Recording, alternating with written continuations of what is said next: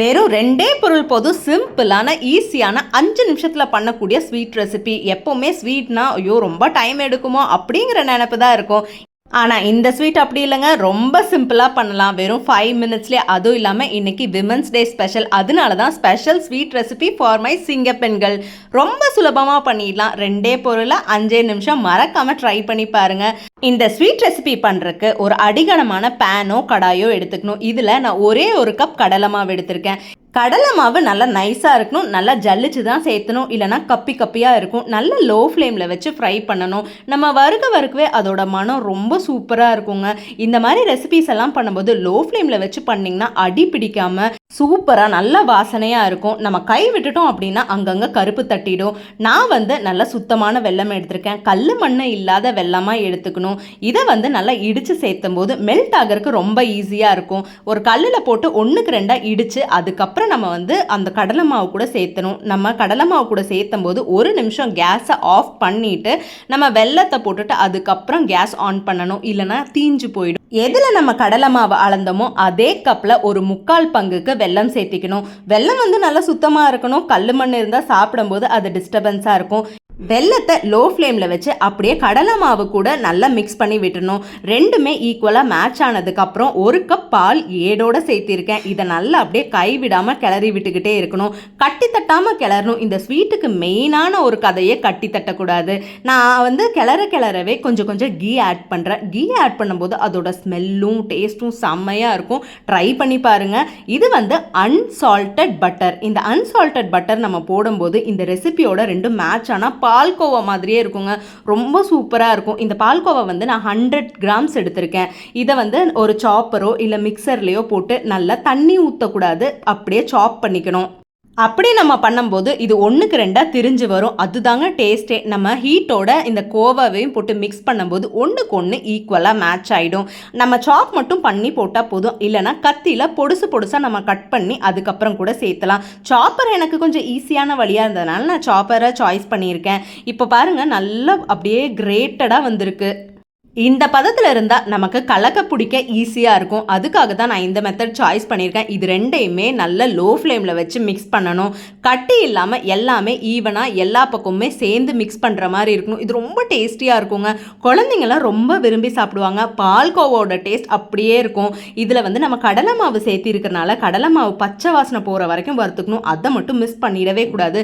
நம்ம லோ ஃப்ளேமில் வச்சு ஃப்ரை பண்ணும்போது அதோட மனம் அவ்வளோ சூப்பராக இருக்கும். சைடெல்லாம் எடுத்து விடுங்க, டேஸ்ட்டே அந்த சைடில் தான் இருக்குது. எல்லாமே ஈவனாக மிக்ஸ் பண்ணி விட்டுறணும்.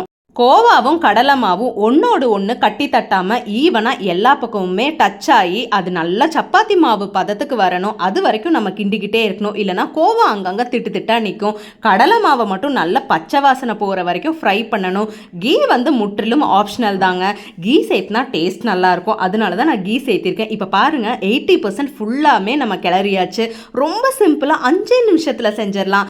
இந்த மாதிரி ஸ்வீட் ரெசிபி எல்லாம் பண்ணும்போது நமக்கு கூட எப்போவுமே கொஞ்சம் போர் அடிக்கும். ஏதோ பாட்டு கேட்டுகிட்டே வேலை செஞ்சால் நம்ம கிண்டுற அலுப்பு கூட தெரியாது.